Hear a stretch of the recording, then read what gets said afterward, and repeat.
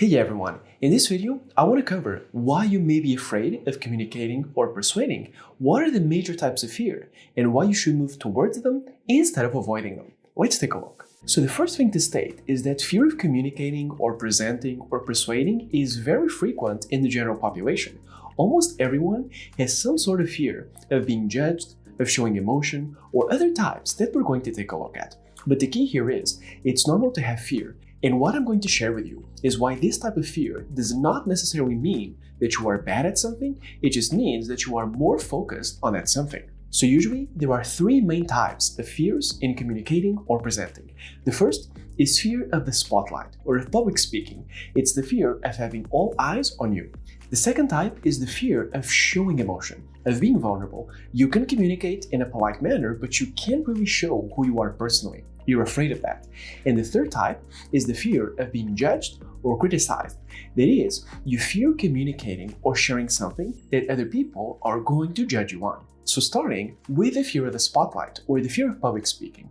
This is usually the fear of being in front of a large group of people, because what happens is, when we have a lot of people with eyes on us, we become more clunky, more paralyzed. This is literally a psychological effect. There are things that we do very well alone, but if somebody else is watching us, certainly we get nervous and we don't know how to do it anymore. So this is the fear of having the spotlight on you and of being paralyzed or just doing things worse because of it. The second type is the fear of showing emotion, or the fear of being vulnerable in specific. So what happens is, you may be very polite and you may communicate very well, as long as it's something objective and that's not personal to you. But the moment that you have to share something intimate or personal, then you fear that people are going to judge you on it, or you just fear that you may look weak or that you may look worse by sharing those personal elements. And the third type, in general, is the fear of being judged or criticized. That is, whatever it is that you're trying to communicate or present or to pitch, you are afraid that someone is going to find something wrong about it and pick on that. So you are afraid that you are going to be judged for something, or that maybe one of your weaknesses is going to be exploited. These are usually the three main types. And one insight that I want to introduce is that having fear does not necessarily mean that you are bad at something. It just means that you are more focused on that thing. So for example, let's say that you have a fear of showing emotion when communicating. For example, fear of sharing a personal story when you're up on stage. Does that mean that you are bad at showing personal emotion? Not necessarily. It just means that you are focused on that. There are many cases where a person may be good at something, but they're still afraid of doing it.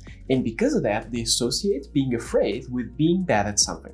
So you gotta take that association, and you already knew that I was going to say this, right? It's always about associations. You gotta take this association and you gotta break it.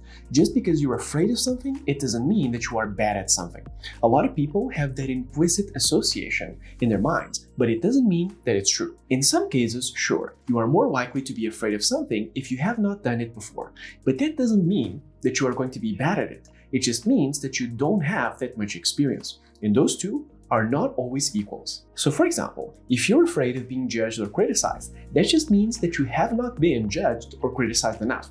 If you are in any public-facing position, the first thing that you are going to realize over time is that people always criticize you for one reason or the other. So remember, just because you are afraid of something, it doesn't mean that you are bad at something. It just means that you are more focused on that thing, or that you may have less experience with that thing.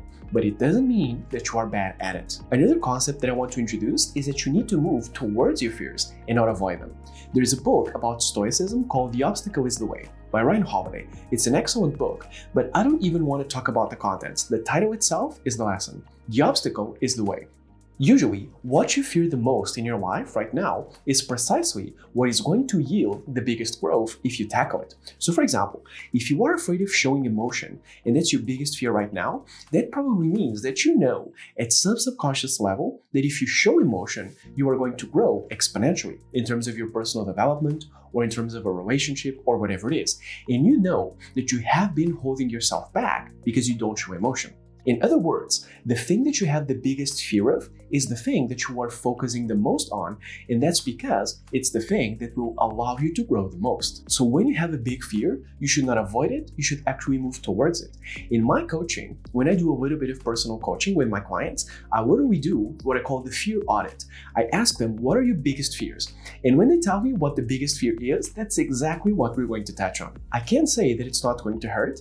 I would not even say hurt. It's going to be uncomfortable to move towards that fear. But as soon as you tackle it, and as soon as you realize that there was no reason for it, the biggest weight is just going to come off of your shoulders, and it's going to feel so good. In real time, you can even leverage an effect which is called paradoxical intention. I think it was coined by Viktor Frankl.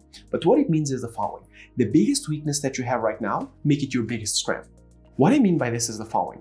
In the software industry, there is the saying that this is not a bug, it's a feature. So there was an example, I think I saw this on the internet, where this was this charging device that actually overheated. And then someone in marketing said, well, this device doesn't really overheat. The way that we see it is it's a charger that is also a heater. And this is brilliant. So what you do is you take the biggest weakness and you use it as your strength. You run with it. So for example, if for some reason you have a stain on your shirt, for example, instead of ignoring it or instead of being in fear of it, what do we tell your audience? Hey, today, due to unforeseen circumstances, I have a stain on my shirt, but I'm going to prove to you why I can have a brilliant presentation despite having the stain. Or for example, one series of videos that I was thinking of doing was videos with construction work in the background, because there's a lot of construction work near my office. And I thought, instead of letting this affect me and destroy my videos, let's make it a challenge. Let's make a lot of videos with construction work in the background, and let's prove why the video can be good despite it. So that's the key here.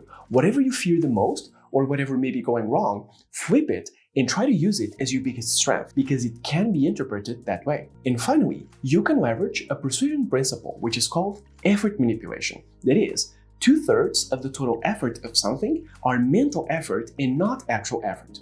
This is stated in the book, The Effortless Experience. What this means in practice is that if we think that something is effortful, then it is. And if we think that it isn't, then it isn't. So what happens is, when you fear something, for example, sharing emotion, you can see it as high effort. You can think, oh, I have to come up with a story, I have to talk about my emotions, I have to share this, it's a lot of effort.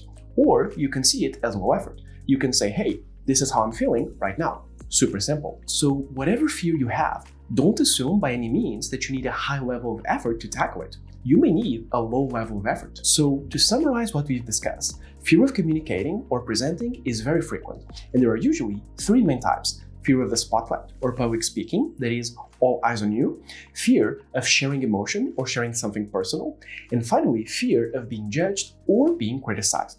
Whatever fear that you have, remember, you have to move towards it and not avoid it. Because chances are that fear represents something that you really care about in life, and unlocking it and tackling that fear is going to generate the biggest growth, both for your communication, but also probably other areas of life affected by this fear. In real time, remember to use paradoxical intention. If you have a weakness, if you have something that you're afraid of, acknowledge it immediately and use it as a badge of honor instead of a weakness.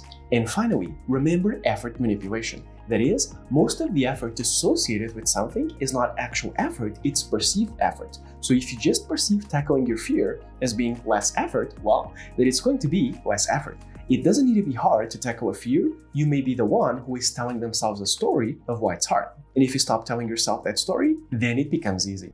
If you enjoyed the video, consider liking and subscribing. And don't forget to check out the channel because we have a lot of videos on communication, negotiation, persuasion, and more. Thank you so much for watching.